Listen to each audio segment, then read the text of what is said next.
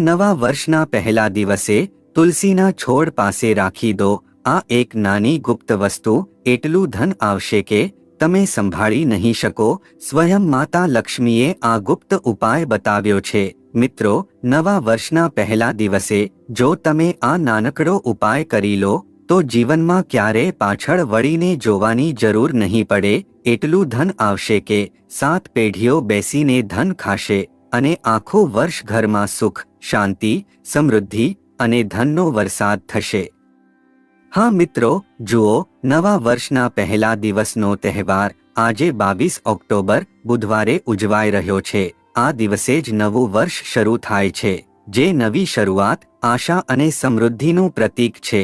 એવું કહેવાય છે મિત્રો કે આ દિવસે સ્વયં માતા લક્ષ્મી ધરતી પર આવે છે અને પોતાના ભક્તોના દુઃખ દૂર કરે છે. તે ભક્તોના ઘરમાં પ્રવેશે છે. જ્યાં સ્વચ્છતા હોય, જ્યાં પવિત્રતા હોય, આ દિવસે ઘરમાં નવી ઉર્જા અને સકારાત્મકતાનો સંચાર થાય છે, જે આખા વર્ષ માટે સૌભાગ્યનો આધાર બની રહે છે. હા મિત્રો, જુઓ, નવા વર્ષના પહેલા દિવસની આ પવિત્ર ક્ષણ માત્ર નવી શરૂઆતનો પર્વ નથી. આ દિવસે તમે નવા ઈરાદા, નવા સંકલ્પ અને નવી શરૂઆતનો પ્રણ પણ લઈ શકો છો. આજે હું તમને એક એવી ગુપ્ત અને રહસ્યમય વસ્તુ બતાવું છું, જે જો તમે નવા વર્ષના પહેલા દિવસે તુલસીમાં પાસે રાખી દો તો માતા લક્ષ્મી હંમેશા માટે તમારા ઘરમાં સ્થાયી રૂપે નિવાસ કરવા લાગશે. જ્યારે દેવી મહાલક્ષ્મી સ્વયં ધરતી પર ભ્રમણ કરે છે અને એવા ઘરોમાં પ્રવેશે છે જ્યાં શ્રદ્ધા, વિશ્વાસ અને અદૃશ્ય નિયમોનું પાલન થાય છે.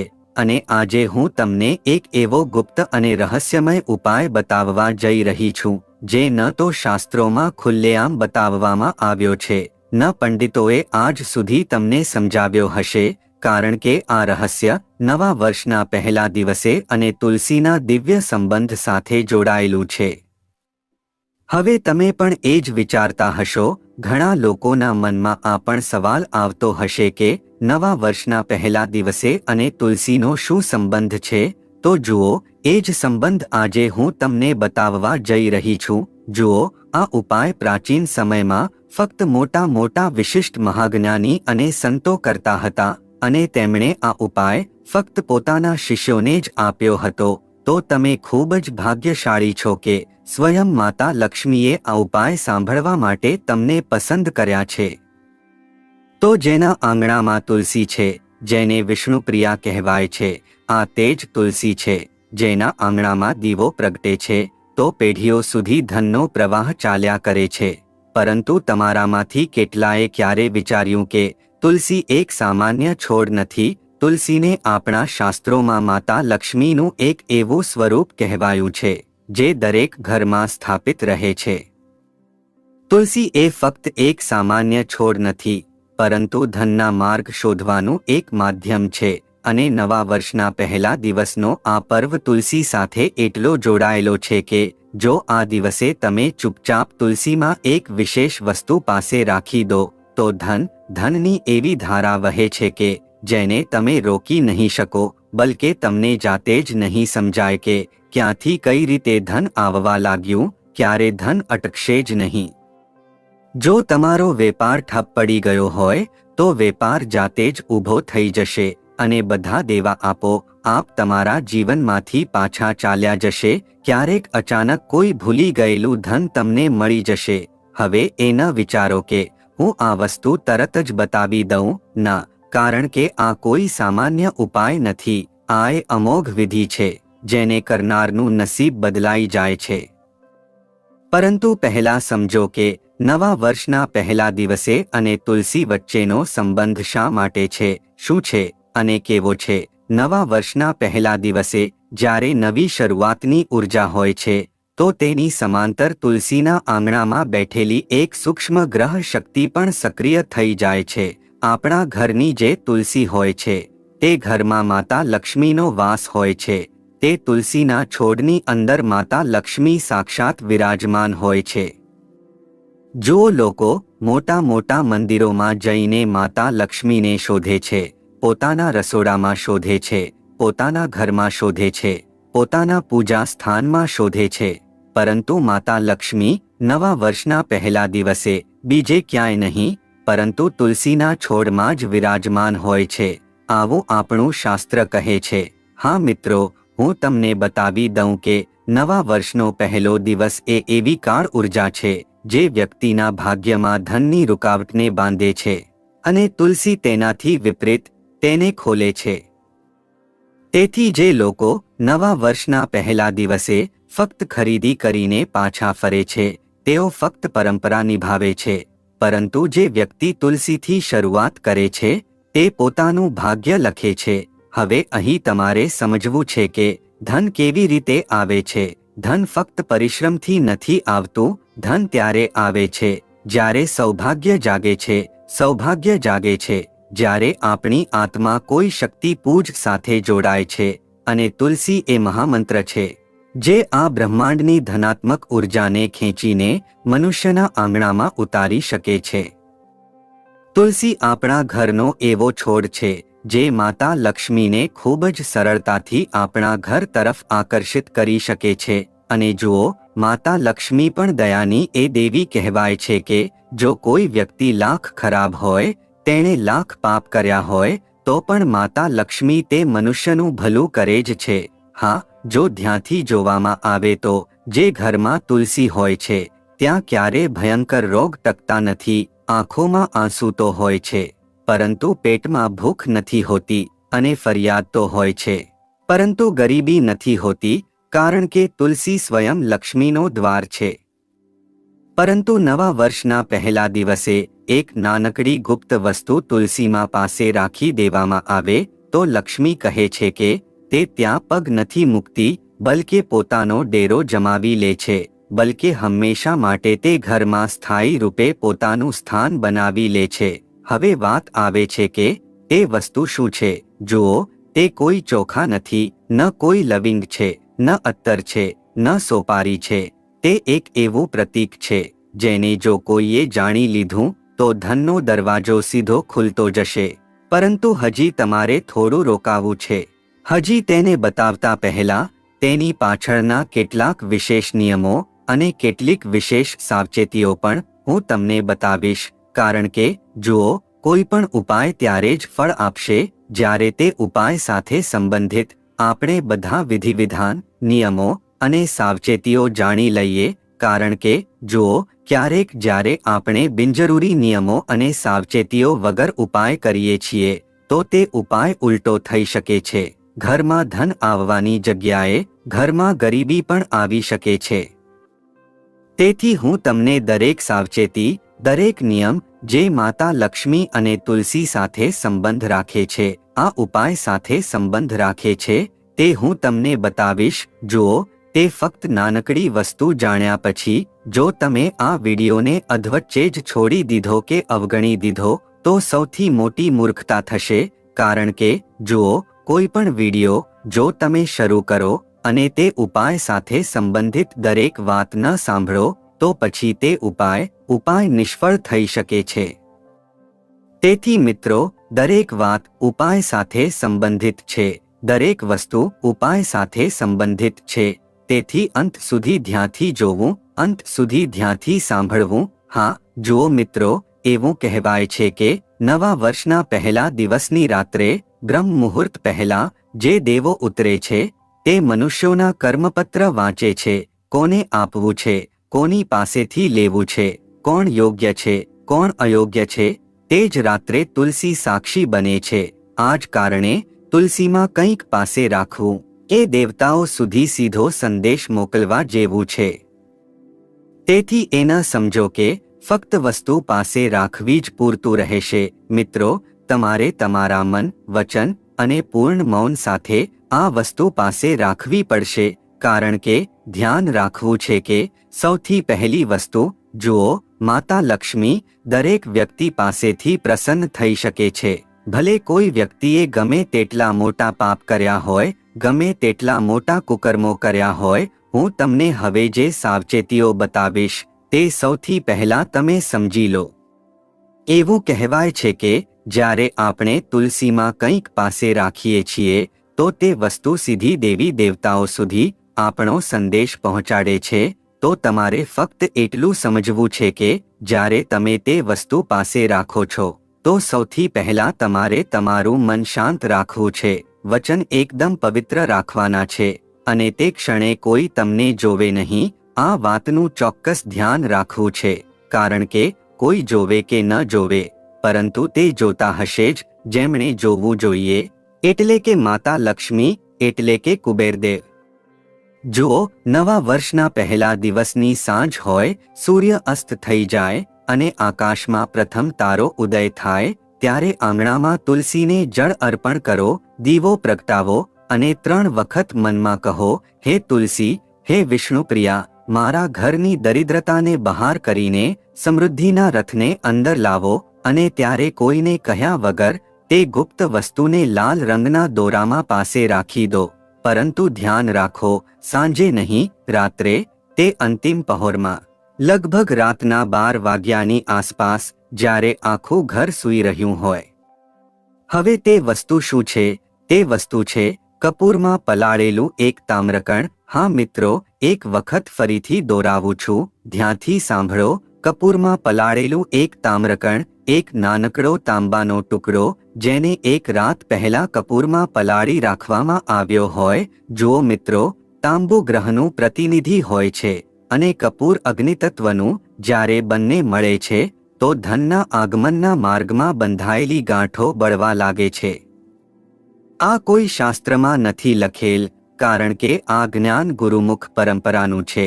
આને ક્યારેક વેપારીઓએ રાતના અંધારામાં કર્યું હતું અને બીજા જ વર્ષે તેઓ ગંગાની ધારાની જેમ સમૃદ્ધ થઈ ગયા. આને કોઈએ કોઈને નથી બતાવ્યું, કારણ કે જો બધાને બતાવી દે તો તેની અસર ઓછી થઈ જશે. તેથી આજ સુધી આ ઉપાય ન જાણે કેટલાય લોકોથી છુપાવી રાખવામાં આવ્યો છે.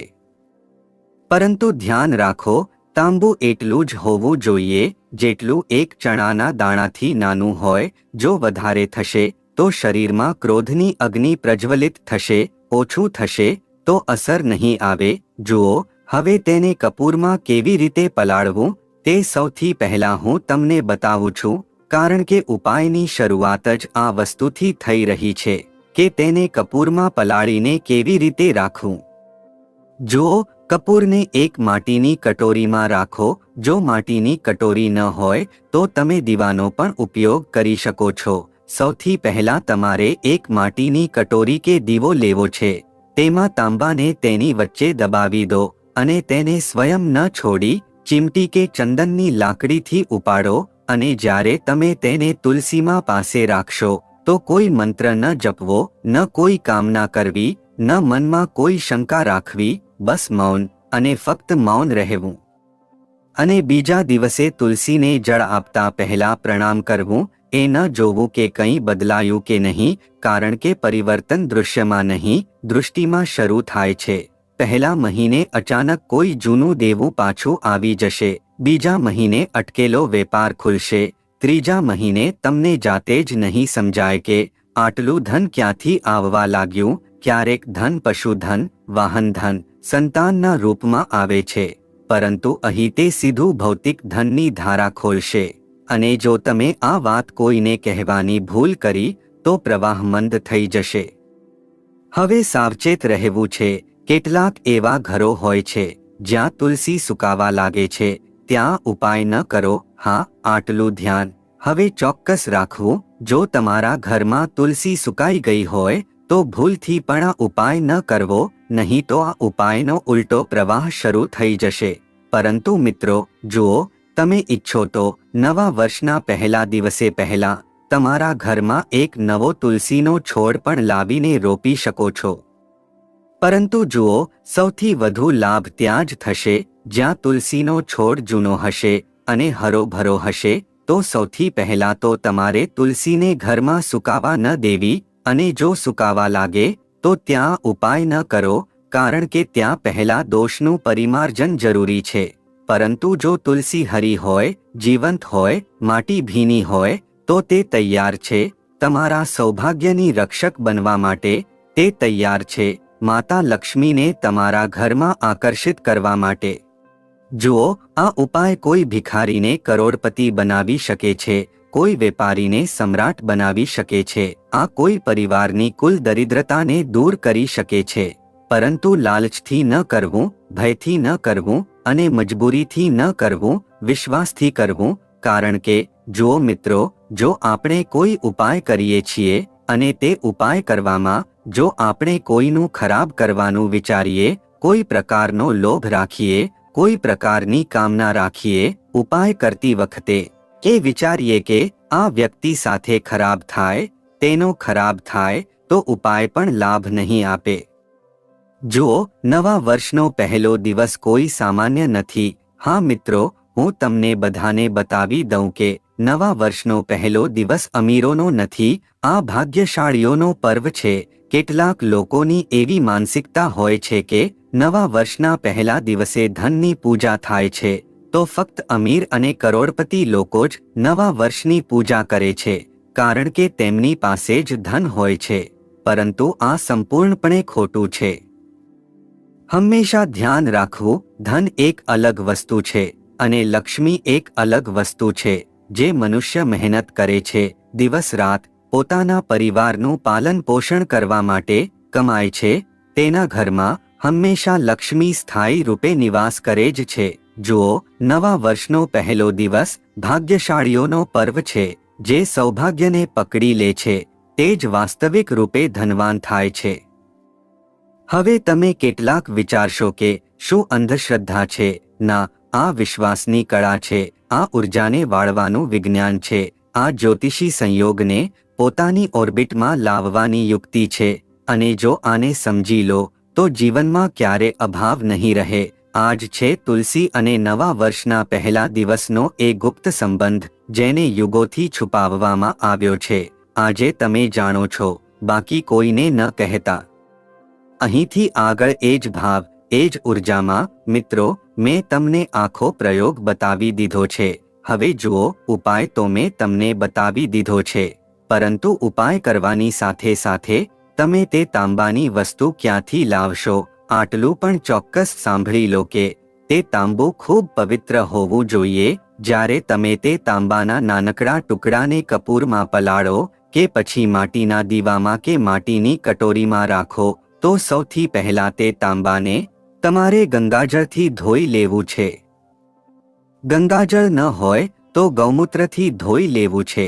અને ધ્યાન રાખો, મેં તમને બતાવ્યું છે કે તે તાંબાના નાનકડા ટુકડાને તમારે હાથથી ન હોવું, કાં તો ચીમટીથી ઉપાડવું છે કે પછી ચંદનની લાકડીથી ઉપાડવું છે.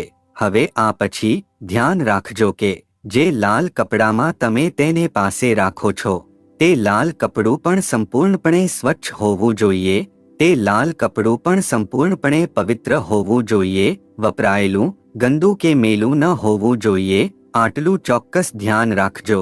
લાલ કપડું એકદમ સ્વચ્છ રાખવું છે. અને તે પછી જુઓ, જ્યારે તમે આ ઉપાય કરો તો આટલું ચોક્કસ ધ્યાન રાખવું છે કે સ્ત્રીઓ શું કરે છે કે ક્યારેક જ્યારે કોઈ ઉપાય કરે છે તો સ્ત્રીઓ આસપાસના પાડોશીને બતાવી દે છે, માયકામાં બતાવી દે છે, સાસરે ઢોલ પીટી દે છે. ઉપાય કરતા પહેલા જ તો સ્ત્રીઓએ એકદમ ગુપ્ત રીતે આ ઉપાય કરવો છે. કારણ કે જુઓ, જો એક ઘરની સ્ત્રી આ ઉપાય કરશે તો આ ઉપાય વધુ ઝડપથી લાભ આપશે. શા માટે? કારણ કે ઘરની લક્ષ્મી કોણ હોય છે? ઘરની વહુ, દીકરી કે માતા. તો સ્ત્રીઓએ આ ઉપાય ખાસ કરીને કરવો, કારણ કે આ ઉપાય સ્ત્રીઓને ઝડપથી લાભ આપશે. કારણ કે એક સ્ત્રી જાણે છે કે તેના ઘરમાં કઈ વસ્તુની કમી છે, તેના ઘરમાં કઈ વસ્તુની જરૂર છે, અને તે જ આસ્થા, તે જ શ્રદ્ધા અને તે જ વિશ્વાસ સાથે સ્ત્રીઓ આ ઉપાય કરશે. તો હવે જુઓ, મેં તમને આ વિડીયોમાં ઉપાય સાથે સંબંધિત નિયમો પણ બતાવ્યા હતા કે એકદમ મૌન રહેવું છે, કોઈની સાથે વાત ન કરવી, મન એકદમ પવિત્ર રાખવું છે, હૃદય એકદમ સાફ રાખવું છે, અને સાવચેતીઓ પણ બતાવી છે. સાવચેતી તો મેં તમને હજી એક જ બતાવી છે કે આ ઉપાય કરતી વખતે કોઈ તમને જોવે નહીં, અને તે નાનકડી તાંબાની વસ્તુને એવી જગ્યાએ પાસે રાખવી જ્યાંથી દરેક વ્યક્તિની નજર ન પડે. જુઓ, જો તુલસી ખૂબ જ હરીભરી અને ગાઢ હોય તો તેને એકદમ વચ્ચે પાસે રાખી દેવું, જેથી કોઈ સામાન્ય મનુષ્યની નજર તેના પર ન પડે. ફક્ત માતા લક્ષ્મી અને કુબેરદેવની નજર જ તેના પર પડવી જોઈએ. જો મિત્રો, આજના જીવનમાં દુઃખ તકલીફ દરેક મનુષ્યના જીવનમાં છે. કોઈ વ્યક્તિ દેવાથી પરેશાન છે, કોઈ વ્યક્તિને સંતાન સુખ મળતું નથી, કોઈ વ્યક્તિ નોકરી કરે છે પરંતુ નોકરીમાં પ્રમોશન મળતું નથી, વેપાર લોકો ખોલે છે પરંતુ ક્યારેક લોકોનો વેપાર ચાલતો નથી, ઠપ પડી જાય છે, ઘરમાં હંમેશા ઝઘડા ક્લેશ થાય છે, ઘરમાં બરકત રહેતી નથી અને ઘરમાં આવે દિવસે કોઈને કોઈ વ્યક્તિ કોઈને કોઈ રોગથી ગ્રસ્ત રહે જ છે. કોઈને કોઈ રોગ પરિવારના કોઈને કોઈ વ્યક્તિને પકડીને બેસી જાય છે. તો આ ઉપાય નવા વર્ષના પહેલા દિવસે ચોક્કસ કરજો, કારણ કે આ ઉપાયની એક માન્યતા એ પણ છે કે આ ઉપાય ન માત્ર ધના આગમનના દ્વાર ખોલે છે, બલકે આપણા જીવનની પરેશાનીઓને પણ દૂર રાખે છે. હા મિત્રો, જુઓ, મનુષ્ય કમાય છે કોના માટે? પોતાના પરિવાર માટે કમાય છે, પોતાના પરિવારની ખુશી માટે કમાય છે. અને જ્યારે ક્યારેક ઝઘડા અને ક્લેશ થાય છે તો તે જ પરિવાર પણ ઘરથી જતો રહે છે.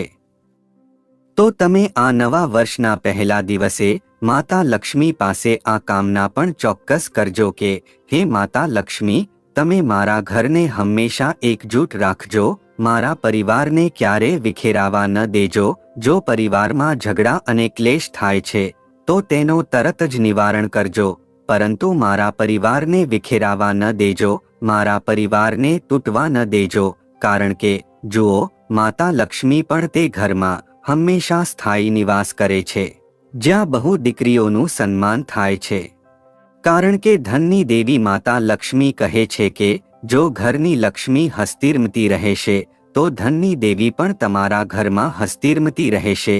તહેવારના દિવસોમાં ઘણા લોકોની આદત હોય છે કે ઘરની લક્ષ્મી પર બૂમો પાડે છે, અપશબ્દો બોલે છે. તો જુઓ, આ વખતે તમે ધ્યાન રાખજો કે સૌથી પહેલા ઘરમાં સારું અને સકારાત્મક વાતાવરણ બનાવી રાખવું, ન કોઈ વ્યક્તિની બુરાઈ કરવી, ન કોઈ વ્યક્તિને અપશબ્દો બોલવા, ન કોઈ વ્યક્તિ પ્રત્યે મનમાં દ્વેષ રાખવો, કારણ કે જ્યાં દ્વેષ હશે ત્યાં માતા લક્ષ્મી ક્યારે નહીં આવે. અને બીજી વાત છે કે નવા વર્ષનો સમય છે તો ઘરમાં એકદમ સ્વચ્છ વ્યવસ્થા બનાવી રાખવી. રસોડામાં રાત્રે જૂઠા અને ગંદા વાસણો ન છોડવાના, રાતના વાસણો રાત્રે જ ધોઈ દેવાના અને સવારના વાસણો સવારે જ ધોઈ દેવાના. આટલું ચોક્કસ તમારે કરવું છે. મિત્રો, હવે આ પછી ધ્યાન રાખજો કે નવા વર્ષના પહેલા દિવસે તમે જુઓ, ઘણી બધી વસ્તુઓ ખરીદીને ઘરમાં લાવો છો. ધનતેરસે કે દિવાળીમાં ન ખરીદી શક્યા હોય તે લોકો ઝાડુ ખરીદે છે, ગોળ ખરીદે છે, ધાણા ખરીદે છે. પરંતુ જુઓ, માતા લક્ષ્મી ક્યારે ભૌતિક વસ્તુઓથી આકર્ષાતી નથી. માતા લક્ષ્મી વ્યક્તિના મનના ભાવ જુએ છે, વ્યક્તિના મનની દયા જુએ છે, વ્યક્તિના મનની કરુણા જુએ છે કે કયો મનુષ્ય કેટલો પવિત્ર છે, કયો મનુષ્ય કેટલો દયાળુ છે. કારણ કે એવું કહેવાય છે કે માતા લક્ષ્મી હંમેશા તે લોકો પાસે સૌથી વધુ જાય છે જે લોકો બીજાનું ભલું કરવાની ઈચ્છા સૌથી પહેલા રાખે છે. ઘણીવાર તમે પણ જોયું હશે કે આ જે મોટા મોટા લોકો હોય છે, આ આટલા અમીર શા માટે હોય છે? શા માટે? કારણ કે આ લોકો બીજાનું ભલું પણ કરે છે, દાન પુણ્ય કરે છે, તે માતાની સેવા પણ કરે છે, અસહાય વ્યક્તિઓને વસ્ત્રો પણ દાન કરે છે. તો તમે એક વસ્તુનો વધુ પ્રણ લેજો કે આ નવા વર્ષના પહેલા દિવસે તમે કોઈ અસહાય વ્યક્તિની મદદ ચોક્કસ કરજો. કોઈ ગરીબ વ્યક્તિ જો તમારા ઘરના દ્વારે આવે તો તેનું અપમાન ન કરજો. એવું બની શકે કે માતા લક્ષ્મી તમારી પરીક્ષા લેવા આવી હોય તે ગરીબ વ્યક્તિના રૂપમાં, અને જો તમે અપમાન કર્યું તો તમે અપમાન તે ગરીબ વ્યક્તિનું નહીં બલકે સાક્ષાત માતા લક્ષ્મીનું કર્યું છે. તો વહાલા મિત્રો, જો તમને આ વિડિયો પસંદ આવ્યો હોય તો વિડિયોને લાઈક કરીને વધુ લોકોને શેર કરજો અને ગુજરાતી ટેઝ ચેનલને જરૂરથી સબસ્ક્રાઇબ કરી દેજો અને કોમેન્ટમાં જય માં લક્ષ્મી જરૂરથી લખી દેજો. વિડિયોને અંત સુધી જોવા બદલ તમારો ખૂબ ખૂબ આભાર. તમારો દિવસ શુભ રહે. નમસ્કાર. જય માતાજી.